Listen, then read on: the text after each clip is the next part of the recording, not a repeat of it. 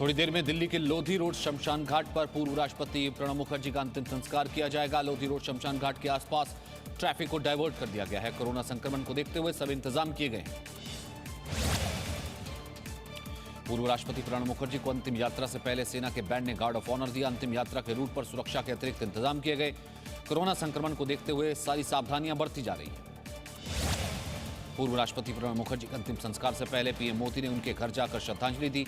प्रधानमंत्री मोदी ने प्रणब मुखर्जी को विद्वान और कद्दावर स्टेट्समैन बताया। प्रधानमंत्री ने कहा, देश की विकास यात्रा में प्रणब मुखर्जी ने अमिट छाप छोड़ी है।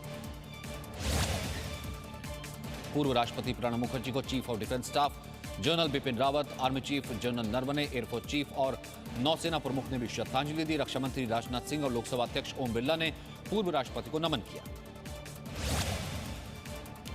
राष्ट्रीय स्वयंसेवक संघ प्रमुख मोहन भागवत ने पूर्व राष्ट्रपति प्रणब मुखर्जी को श्रद्धांजलि दी। मोहन भागवत ने कहा, प्रणब मुखर्जी एक शून्य छोड़कर चले गए हैं। वे उदार और दयालु थे और जो मुझे ये भुला देते हैं कि मैं भारत के राष्ट्रपति से बात कर रहा हूं। राजनीतिक मतभेदों के बावजूद सभी को अपना बनाना उनकी प्रकृति में था। उन्हें हमेशा याद किया जाएगा।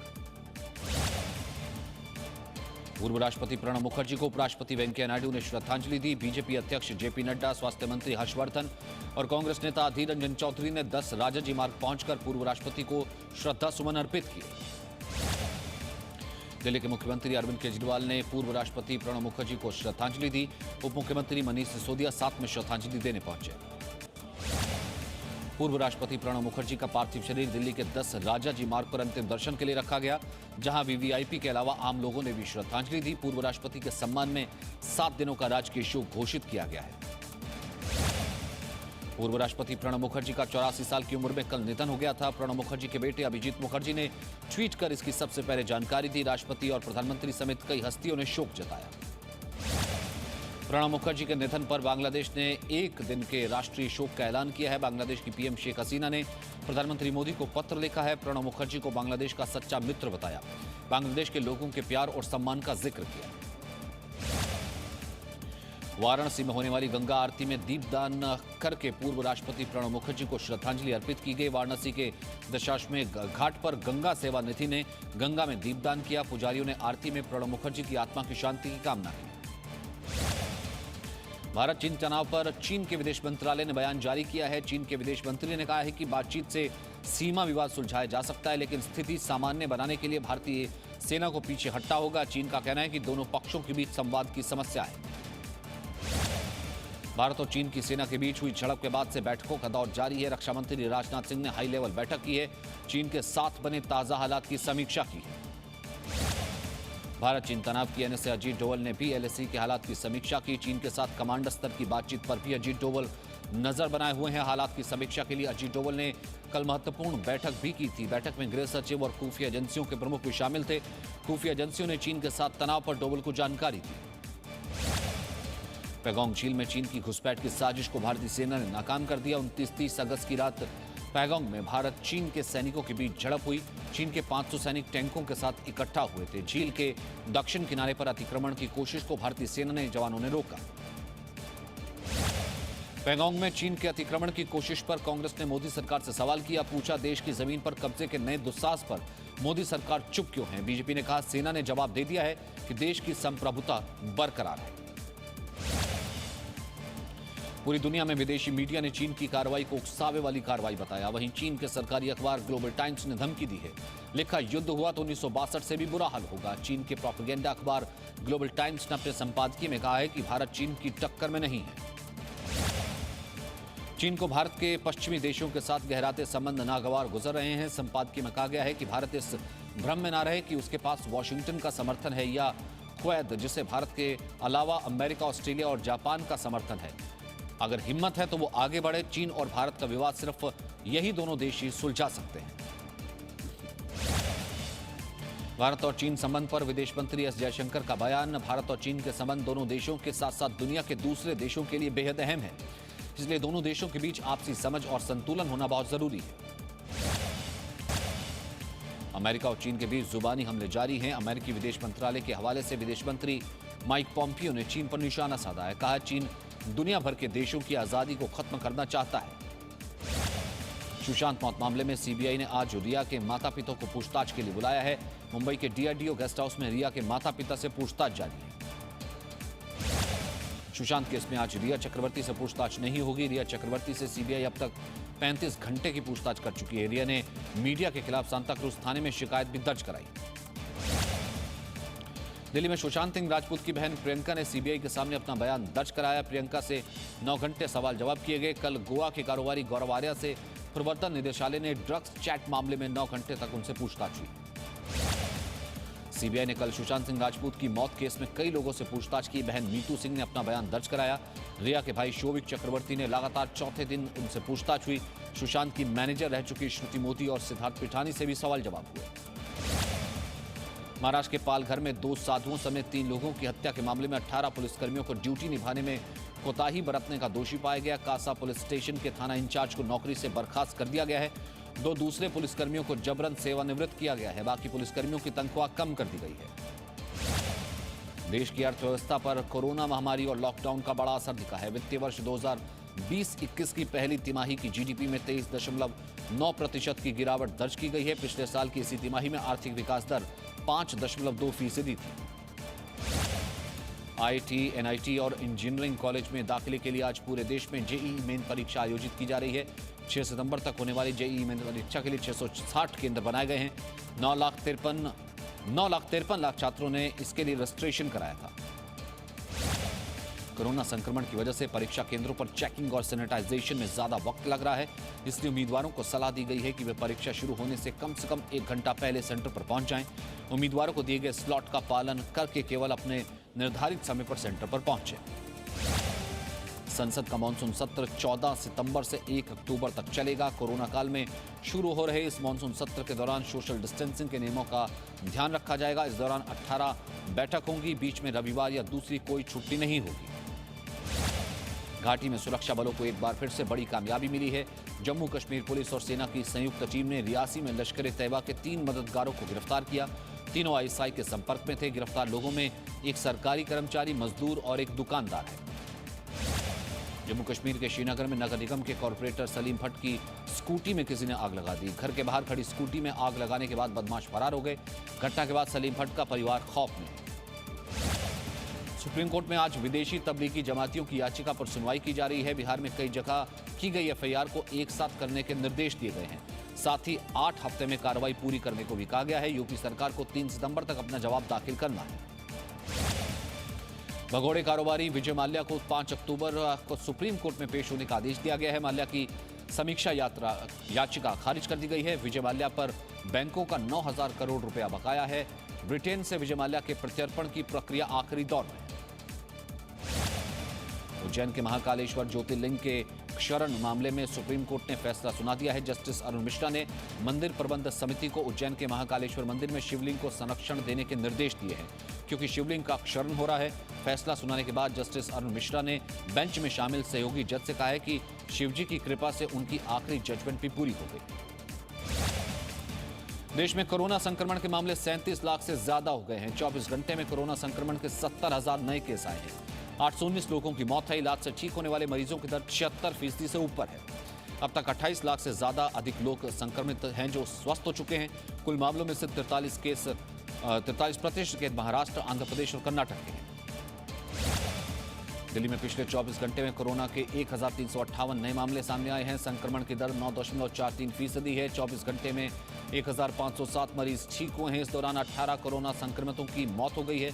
दिल्ली में कोरोना से रिकवरी रेट 89.08% है। महाराष्ट्र में पिछले 24 घंटे के दौरान कोरोना के 11,852 नए मामले सामने आए हैं। पिछले 24 घंटे के दौरान महाराष्ट्र में कोरोना से 184 मौतें हुई हैं। महाराष्ट्र में कल 11,158 मरीज स्वस्थ हुए। मुंबई में पिछले 24 घंटे के दौरान कोरोना के 1,179 नए केस मिले हैं। इस दौरान मुंबई में कोरोना से 32 लोगों की मौत हो गई है। मुंबई से सटे कल्याण डोंबिवली में कोरोना के 378 नए मामले सामने आए हैं। पंजाब के स्वास्थ्य मंत्री बलबीर सिंह सिद्धू ने ऐलान किया है कि अगर सरकारी अस्पताल में इलाज करा रहे कोरोना मरीज को निजी अस्पताल में रेफर करना पड़ता है तो उसका इलाज का सारा खर्च सरकार उठाएगी। पंजाब में कोरोना के 53,992 मामले सामने आ चुके हैं। हिमाचल सरकार ने अनलॉक 4 में कंटेनमेंट जोन में लॉकडाउन 30 सितंबर तक बढ़ा दिया है। इस दौरान अंतर्राज्यीय बस सेवा भी बंद रहेगी। बाहरी राज्यों से आने वालों को कोरोना की नेगेटिव रिपोर्ट के बिना राज्य में एंट्री नहीं दी जाएगी। बिना लक्षण वाले मरीजों को होम आइसोलेशन नहीं रहना होगा। यूपी के लखीमपुर खीरी में कोविड सेंटर का वीडियो वायरल हुआ है। वीडियो में मरीजों ने खाने की क्वालिटी को लेकर के सवाल उठाए हैं। वीडियो वायरल होने के बाद डीएम ने अधिकारियों को व्यवस्था दुरुस्त करने के निर्देश दिए हैं। राजस्थान के उदयपुर में 10 पुलिस वाले कोरोना संक्रमित पाए गए हैं। साथ ही एक डॉक्टर और 2 मेडिकल स्टाफ के कोरोना पॉजिटिव होने से स्वास्थ्य विभाग में चिंता है। उदयपुर में अब तक 2807 लोग कोरोना संक्रमित हो चुके हैं। छत्तीसगढ़ के बिलासपुर में सिम्स अस्पताल की एक बड़ी लापरवाही का खुलासा हुआ है। मृतक सृष्टि मजूमदार की बॉडी सिम्स प्रबंधन ने अग्रवाल परिवार को सौंप दी, जिसके बाद अग्रवाल परिवार ने कोरोना पॉजिटिव मरीज सृष्टि का अंतिम संस्कार कर दिया। सृष्टि के परिवार ने अस्पताल से बॉडी की मांग की तो अस्पताल की लापरवाही सामने आई। महाराष्ट्र के पंढरपुर में मंदिर खोले जाने की मांग को लेकर प्रकाश अंबेडकर ने मोर्चा निकाला। विट्ठल भगवान की यात्रा शुरू करने की मांग की। प्रदर्शन में जुटे हजारों लोग, लेकिन किसी ने भी सामाजिक दूरी का पालन नहीं किया। दिल्ली सरकार इस रविवार से डेंगू के खिलाफ 10 हफ्ते 10 बजे 10 मिनट अभियान शुरू करने जा रही है। 2019 में पूर्व क्रिकेट खिलाड़ी कपिल देव और बॉलीवुड के कई कलाकारों समेत कई बड़ी हस्तियों ने इस अभियान का समर्थन किया था। झारखंड के रामगढ़ जिले में नेशनल हाईवे 33 पर भीषण सड़क हादसा हुआ है। 4 गाड़ियां आपस में टकरा गई हैं। 3 लोग गंभीर रूप से घायल हैं। बाकी 6 लोगों को हल्की चोट आई है। हादसे के बाद काफी देर तक सड़क पर जाम रहा। झारखंड के बोकारो स्टील प्लांट के अंदर बने पावर प्लांट में आग से बड़ा नुकसान हुआ है। प्लांट की कई यूनिट का काम रोकना पड़ा। कई घंटे तक बिजली की सप्लाई रुकी रही। हादसे की जांच के आदेश दे दिए गए हैं। बड़ा हादसा टल गया है। हैदराबाद के चिलकूर बालाजी मंदिर में पुजारी एस रंगराजन ने तिरुमला तिरुपति देवस्थानम की हत्या रोकने की पहल का समर्थन किया है। तिरुमला तिरुपति देवस्थानम में अपनी बोर्ड मीटिंग में तय किया है कि वो प्रधानमंत्री मोदी के पास अपना डेलीगेशन भेजेंगे, जो उनसे देश भर में गौहत्या करने वाले स्लॉटर हाउस पर बैन लगाने की मांग करेगा। आज और कल राजस्थान, पंजाब, बिहार और पश्चिम बंगाल में भारी बारिश का अलर्ट है। मौसम विभाग ने चेतावनी जारी की है। लोगों को समुद्र के किनारे नहीं जाने की सलाह दी है। तेज हवाएं चलने का भी आशंका है। मध्य प्रदेश में बारिश और बाढ़ से 9 जिलों में काफी नुकसान हुआ है। राज्य में अब तक 11 लोगों की जान गई है। बाढ़ में फंसे 11,000 से ज्यादा लोगों को बचाया गया है। 170 राहत कैंप बनाए गए हैं। एनडीआरएफ के साथ सेना ने भी मोर्चा संभाल लिया है। मध्य प्रदेश के देवास जिले में बाढ़ से बर्बादी हुई है। नेशनल हाईवे 59A को 10 दिन के लिए बंद कर दिया गया है। प्रशासन ने रूट डाइवर्ट कर दिया। नर्मदा नदी में बढ़े जल स्तर की वजह से नुकसान हुआ है। बारिश से मुसीबत बढ़ गई है।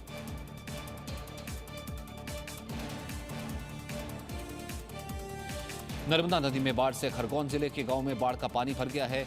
पड़वाहा और कसरवाद जैसे इलाकों में सैकड़ों घरों के अंदर पानी आ गया। प्रशासन की टीम ने भी विधायक के साथ नाव से बाढ़ प्रभावित इलाकों का दौरा किया। यूपी के प्रयागराज में गंगा और यमुना ने मिलकर बाढ़ जैसी स्थिति पैदा की है। यमुना और गंगा का पानी निचले इलाकों में घुस गया है। संगम तट पर बैठने वाले पुरोहित अपना सामान लेकर के सुरक्षित क्षेत्रों में पहुंच गए हैं। गुजरात के वडोदरा में भारी बारिश के बाद नर्मदा नदी उफान पर है। रिहायशी इलाकों में बाढ़ का पानी घुस गया है। कई इलाकों में कमर तक पानी भर गया है। लोग घरों में रहने को मजबूर हैं। गंदगी का भी अंबार लग गया है। राजस्थान के धौलपुर में चंबल नदी का जलस्तर खतरे के निशान से ऊपर है। 1.7 मीटर ये ऊपर बह रहा है। काली सिंह बांध बैराज से पानी छोड़े जाने के बाद परेशानी बढ़ सकती है। नदी से सटे 69 गांव में बाढ़ के हालात हैं। प्रशासन अलर्ट है। राजस्थान के बाड़मेर में 2 दिनों से लगातार रुक रुक कर बारिश हो रही है। जिले की लूनी नदी का जलस्तर बढ़ गया है। बाड़मेर के किसानों के लिए बारिश काफी फायदेमंद साबित हो रही है। आगरा में एक ही परिवार के 3 लोगों की जलाकर हत्या के मामले का पुलिस ने सुलझाने का दावा किया है। आगरा पुलिस ने मुठभेड़ के बाद 2 बदमाशों को गिरफ्तार किया है। पुलिस के मुताबिक मृतक के बेटे बबलू के करीबियों ने वारदात को अंजाम दिया था। वारदात के पीछे 3 लाख रुपए के लेनदेन की बात सामने आ रही है। दिल्ली के रघुवीर नगर इलाके में 2 लोगों की हत्या की वारदात को अंजाम दिया गया। कल रात 8 बजे पुलिस को सूचना मिली। आजम और अमीर हसन नाम के व्यक्ति की तेजधार हथियार से हत्या कर दी गई है। पुलिस आरोपियों की तलाश तेज कर रही है।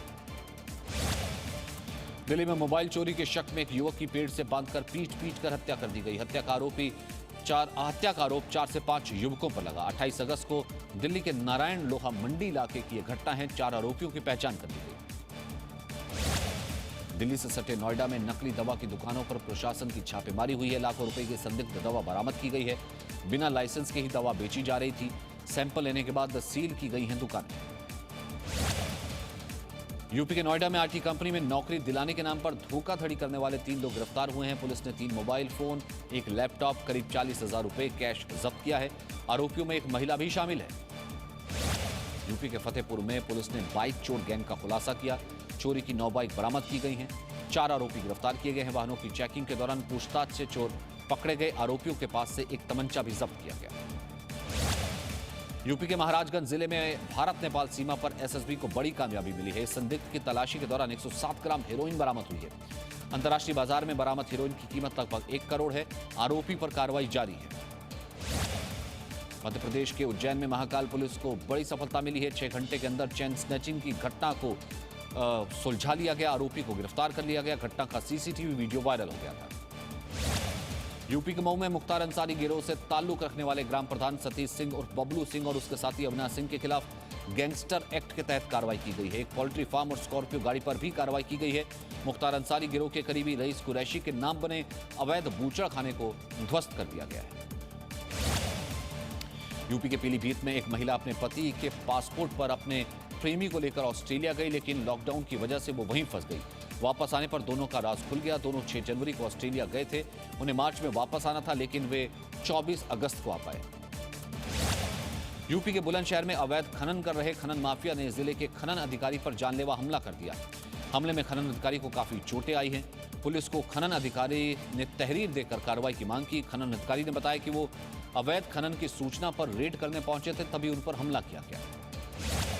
छत्तीसगढ़ के धमतरी पुलिस और नक्सलियों के बीच मुठभेड़ में एक नक्सली मारा गया। घटनास्थल से एक हथियार भी बरामद किया गया है। गौरतलब है कि धमतरी का एक बड़ा हिस्सा नक्सल प्रभावित इलाकों में आता है, जहां नक्सलियों की गतिविधियां अक्सर आती रहती हैं। झारखंड के खूंटी में भारी मात्रा में नशीला पदार्थ मिला है। नशीला पदार्थ डोडा का वजन 22 क्विंटल बताया जा रहा है। जिस गाड़ी में ले जाया जा रहा था उसके ड्राइवर को भी गिरफ्तार किया गया है। नशीले पदार्थ की कीमत 12 लाख रुपए आंकी गई है। आंध्र प्रदेश के कृष्णा जिले में भारी मात्रा में शराब जब्त की गई है। शराब की सप्लाई तेलंगाना से आंध्र प्रदेश लाई गई थी। जब्त की गई शराब में 1460 बोतल मौजूद है। पिछले 3 हफ्तों से अवैध शराब के खिलाफ पूरे आंध्र प्रदेश में अभियान चलाया जा रहा है। शराबबंदी वाले राज्य बिहार में सिवान में 40 पेटी देसी और 21 पेटी विदेशी शराब पकड़ी गई। पुलिस ने गाड़ी की तलाशी के दौरान खेप पकड़ी है। आरोपी ड्राइवर गिरफ्तार करके उससे पूछताछ की जा रही है। राजस्थान के बीकानेर में बैंक काउंटर के पास खड़े एक ग्राहक की जेब से 60,000 रुपए निकालने का वीडियो सामने आया है।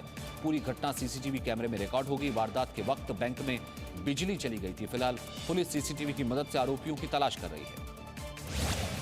राजस्थान के अलवर में 2 गुट आपस में भिड़ गए। हमले में कई महिलाओं समेत 10 से ज्यादा लोग घायल हुए हैं, जिनमें से 4 लोगों की हालत गंभीर है। पुलिस ने मामला दर्ज करके सभी को अस्पताल में भर्ती कराया है। आगे की कार्रवाई की जा रही है। पटियाला के गोदाम में छापेमारी के दौरान बड़ी मात्रा में पटाखे जब्त किए गए हैं। पटाखों के अलावा 22 लीटर केमिकल भी जब्त किया गया है। पुलिस के मुताबिक पटाखे बनाने में इस केमिकल का इस्तेमाल होता था। पुलिस ने मामला दर्ज कर लिया है। दिवाली से पहले पूरे पंजाब में अवैध पटाखा गोदामों पर छापेमारी की जा रही है।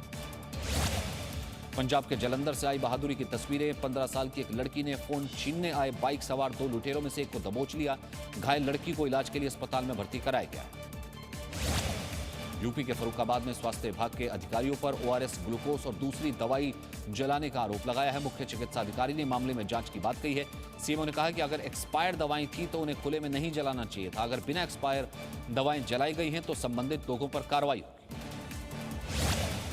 यूपी के प्रयागराज के बहरिया थाना क्षेत्र में नाबालिग लड़की के साथ छेड़खानी और मारपीट का आरोप लगाया गया है। गांव के ही 5 युवकों पर आरोप है कि वे कई दिनों से नाबालिग की छेड़खानी कर रहे थे। पुलिस ने आरोपियों के खिलाफ पॉक्सो एक्ट के तहत कई धाराओं में मुकदमा दर्ज कर लिया है। मुंबई के जनता होटल के सामने एक कार ने 8 लोगों को कुचल दिया। पुलिस से मिली जानकारी के मुताबिक 8 लोगों में से 4 की इस हादसे में मौत हो गई। बाकी 4 लोगों को जेजे अस्पताल में इलाज के लिए भर्ती करवाया गया। पुलिस मामले की जांच कर रही है। उत्तर प्रदेश के चित्रकूट में एक स्कूटी और ट्रक के बीच टक्कर हुई। स्कूटी में आग लग गई। स्कूटी पर सवार 2 लोगों की जलकर मौत हो गई। पुलिस ने आरोपी ट्रक ड्राइवर को गिरफ्तार किया। यूपी के ललितपुर के सदर कोतावली में डायल 112 में पुलिस की सतर्कता से एक महिला की जान बच गई। महिला ने जहर खाकर जान देने की कोशिश की। मौके पर पहुंची पुलिस ने महिला को तुरंत अस्पताल पहुंचाया। स्थानीय लोग पुलिस की वक्त पर की गई कार्रवाई से खुश हैं। आंध्र प्रदेश के विशाखापट्टनम में एक आदिवासी मरीज को डोली बनाकर अस्पताल ले जाना पड़ा। 24 साल के आनंदराव पहले अस्पताल पैदल जा रहे थे। सैकड़ों किलोमीटर चलने के बाद जब वो थक गए तब स्थानीय लोगों ने इंतजाम करके उसे अस्पताल पहुंचाया। यूपी के अल्मोड़ा में नेशनल हाईवे पर सांप आ गया। देखते ही देखते लंबा ट्रैफिक जाम लग गया। काफी देर तक लोग फंसे रहे। आधे घंटे के बाद कहीं ना कहीं सांप हटा। कर्नाटक के मंगलुरु में एक नन्हे हाथी का नामकरण समारोह किया गया। समारोह में नन्हे हाथी ने मस्ती की। 1 जुलाई को जन्मे इस हाथी का नाम शिवानी रखा गया। नामकरण समारोह को देखने के लिए काफी लोग जुटे। आज अनंत चतुर्दशी है। गणपति प्रतिमाओं के विसर्जन के साथ आज गणपति उत्सव संपन्न किया गया। कोरोना की वजह से इस बार सार्वजनिक पंडाल नहीं लगाए गए हैं। लोगों ने अपने घरों में ही गणपति का पूजन किया। मुंबई गणपति की प्रतिमा विसर्जित करने के लिए खास तैयारी है। मुंबई पुलिस के 35,000 जवान तैनात किए गए हैं। किसी भी अप्रिय घटना को टालने के लिए 5,000 सीसीटीवी कैमरों की निगरानी। प्रसिद्ध माता वैष्णो देवी का प्रसाद अब ऑनलाइन मंगवाया जा सकेगा। प्रसाद पहुंचाने के लिए डाक विभाग के साथ समझौता किया गया है। स्पीड पोस्ट से आपके घर तक पहुंचेगा माता का प्रसाद। पंजाब नेशनल बैंक ने कर्ज के लिए रेपो से जुड़ी ब्याज दर को 0.15% बढ़ा दिया है। 6.80 हो गई है। नई दरें आज से लागू हो जाएंगी। इस बढ़ोतरी के बाद बैंक का RLLR 6.65% से बढ़कर 6.80% हो गया। आवास, शिक्षा, वाहन, सूक्ष्म और लघु उद्योगों को दिए जाने वाले सभी नए कर्ज RLLR से जुड़ गए हैं। यूरोपीय निवेश बैंक कानपुर की पहली मेट्रो के लिए 65 करोड़ यूरो का निवेश करेगा। इस मेट्रो सेवा से शहर के 30 लाख लोगों को तेज और किफायती सार्वजनिक परिवहन सेवा मिलेगी। EIB ने कहा है कि नई मेट्रो रेल प्रणाली सफर के घंटों को कम करेगी। उत्तर प्रदेश की औद्योगिक राजधानी में रोजगार के मौके बढ़ाएगी। भारत के नियंत्रक और महालेखा परीक्षक ने असम सरकार के खातों की शुद्धता पर संदेह जताते हुए वित्तीय मामलों में उसके तौर तरीकों पर सवाल उठाए हैं। कैग ने अपनी रिपोर्ट में कहा है कि सरकार के 2018-19 के बजट अनुमान वास्तविक नहीं थे। नागरिक उड्डयन मंत्रालय ने आज से घरेलू और अंतर्राष्ट्रीय यात्रियों से उच्च विमानन सुरक्षा शुल्क वसूलने का फैसला किया है। ASF शुल्क के तौर पर घरेलू यात्रियों से अब 150 रुपए की बजाय 160 रुपए लिए जाएंगे। वहीं अंतर्राष्ट्रीय यात्रियों से $4.85 के बदले $5.20 वसूले जाएंगे। GST के भुगतान में देरी पर आज से कुल टैक्स देनदारी पर ब्याज लगाया जाएगा। इस साल की शुरुआत में उद्योग ने GST भुगतान में देरी पर करीब 40,000 करोड़ रुपए के बकाया ब्याज की वसूली के निर्देश पर चिंता जताई। ब्याज कुल देनदारी पर लगाया गया था। केंद्रीय सड़क परिवहन मंत्रालय के नए नियम के अनुसार 24 घंटे के अंदर किसी भी स्थान से वापस आने पर टोल टैक्स में छूट सिर्फ उन्हीं गाड़ियों को मिलेगी जिनमें फास्टैग लगा होगा। सभी को यह सुविधा नहीं मिलेगी, लेकिन अब टोल टैक्स का कैश भुगतान करने वालों को यह छूट नहीं मिलेगी। अभिनेता ऋतिक रोशन अपनी पिछली फिल्म वॉर की फीस को लेकर चर्चा में है। एक मीडिया रिपोर्ट के मुताबिक पिछले साल 2 अक्टूबर को रिलीज हुई फिल्म के लिए अकेले उन्होंने 100 करोड़ से ज्यादा की कमाई की थी। इसमें से 48 करोड़ रुपए तो उनकी फीस ही थी। बाकी रकम उन्होंने प्रॉफिट के शेयर के रूप में कमाई। रिपोर्ट्स की माने तो फिल्म के प्रॉफिट में ऋतिक रोशन की 40% हिस्सेदारी थी। बॉलीवुड की कई प्रोड्यूसर्स और ट्रेड एनालिसिस्ट ने सेव मूवी थिएटर नाम से मुहिम जारी की है। प्रोड्यूसर चाहते हैं कि अनलॉक के चौथे चरण में सिनेमाघरों को अनुमति मिल जाए खोलने की। हालांकि खुद सिनेमाघर संचालकों ने थिएटर्स को चलाने में आने वाली चुनौतियां गिनाई हैं। उन्होंने कहा है कि प्रोड्यूसर के पास नई फिल्में भी नहीं।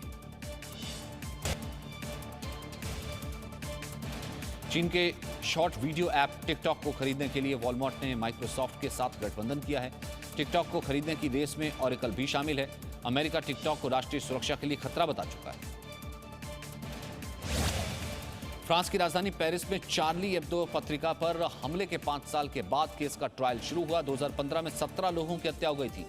जांच का दायरा 14 लोगों तक पहुंचा था। आतंकी गतिविधि से जुड़ी धाराएं लगाई गई थी। फ्रांस के राष्ट्रपति इमैनुअल मैक्रों ने लेबनान के पूर्व प्रधानमंत्री साद हरीरी से मुलाकात की। लेबनान को फ्रांस से उम्मीद है कि वो लेबनान में भ्रष्टाचार मुक्त सरकार बनाने में मदद करेगा।